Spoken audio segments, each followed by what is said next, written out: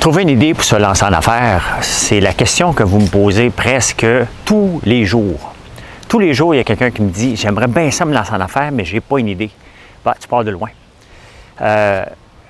J'ai cherché pendant 33 ans. Là. Moi, je le répète à tout le monde que je voulais me lancer en affaires à l'âge de 5 ans.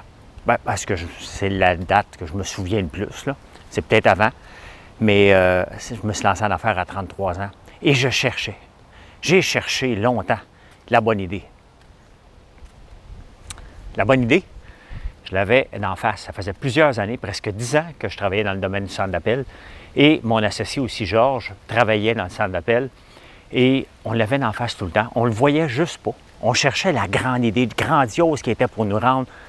Dans ce temps-là, c'était pas milliardaire, c'était millionnaire. Tu sais. Mais c'est pas ça. C'est pas ça qu'il faut faire. C'est vraiment de regarder autour de nous. Si vous voulez vous lancer en affaires, votre idée est autour de nous. Regardez, en ce moment, je suis dans le domaine de l'érable. Mais l'érable, pourquoi je me suis lancé en affaires dans le domaine de l'érable? C'est très simple. J'avais trop de sirop d'érable. Je ne savais pas quoi faire. J'avais un problème. C'était ça mon problème. La première chose, il faut que vous soyez déjà dans le domaine, que vous le connaissiez, que vous soyez à l'aise dans ce domaine-là. Maintenant, est-ce que vous avez besoin d'un partenaire? Êtes-vous capable de faire ça tout seul? Êtes-vous un entrepreneur? Êtes-vous un inventeur? Êtes-vous un opérateur? Êtes-vous un bâtisseur? Vous devez vous connaître avant. Le domaine de l'érable, ma problématique était très simple. J'ai trop de sirop d'érable pour mon hobby, parce que c'était un hobby. Puis, c'est devenu une vraie entreprise, maintenant avec des employés.